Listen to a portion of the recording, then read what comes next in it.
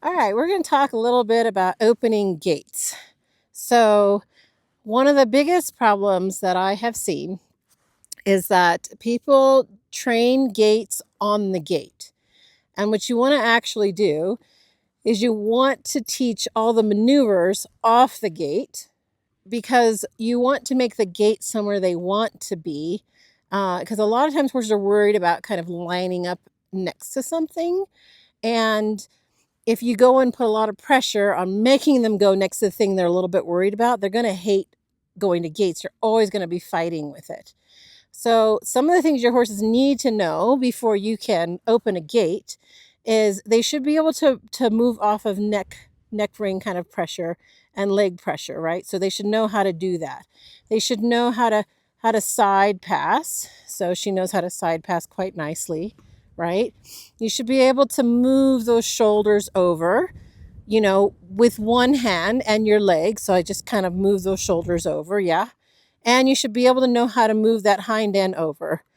So if they can't do all of that away from the gate, you're not going to be able to navigate a gate very well. Okay?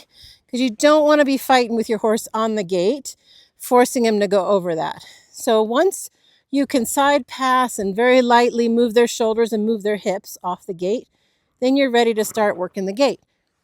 Make sure that we have the lights on. So, what I do when I go first get a horse over to the gate is I don't go and side pass up to the gate. I just walk up to the gate and we sit next to it. Wherever they want to be, however close they want to get to it, we just hang out here. Now, I like to use positive reinforcement with a lot of my training. And so I'll just stand here and I'll click and I'll treat that. I don't know why she jumped with the click. I'll click and I'll treat that, but you don't have to do that. You could just hang out here. You could be trotting circles or whatever, and then just come and rest by the gate. And you can just kind of pet, love on them, and rest and just hang out so that they know the gate's not a big deal. So once they're totally relaxed to the gate, and like I would then ask them to kind of get a little bit closer to the gate. And once I could get them close enough to the gate where I could actually navigate to open the gate, and they will stand there without dancing around or doing anything, then I know that I'm ready to open the gate. So when you're training on the gate, don't worry about keeping your hand on it, okay? However, when you are actually navigating a gate out in the field, or say you're on the trail and you're trying to get through a gate to another area, the whole purpose of it is you want to make sure that you don't open the gate super wide unless you have other trail riders coming in behind you. Then you can open it wide. In that case, I would almost suggest getting off your horse and opening and holding it, unless you have a super broke horse.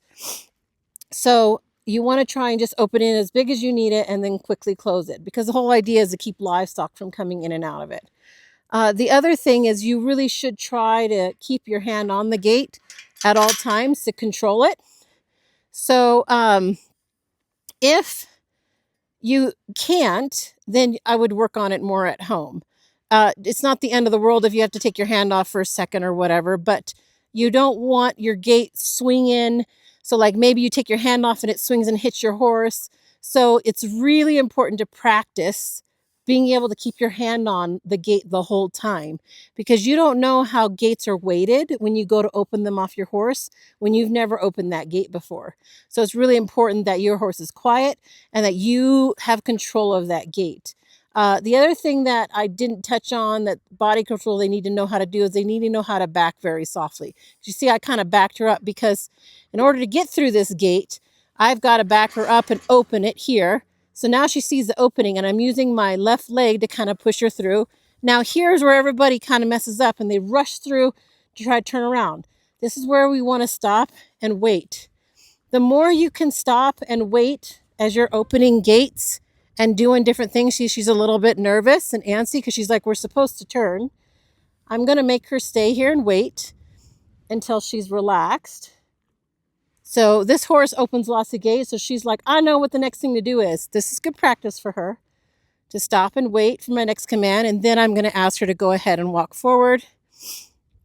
And now she can turn And right here, a lot of people get stuck right here. So same thing, we can stop and wait. Don't get in a fight with your horse here. Just wait, relax. Ask him to side pass over a little bit. Good, and then wait and relax. And then right here, she's close enough that I can, so I'm holding this a little with my foot so I can put this chain on, right? Another thing, you make sure that your horse isn't afraid of noise up here. And now she's standing here quiet. I'm gonna click and treat her here. Now, if you're not using positive reinforcement, totally fine. You just wait and hang out here and pet. Don't just walk off right away, because the quicker you walk off after you close a gate, the more they're going to anticipate walking off before you even shut the gate. So always spend some time just chilling here. And you can just wait a little bit and then you can walk off. So we waited here for a little bit of time. So now I'm going to go ahead and walk her off.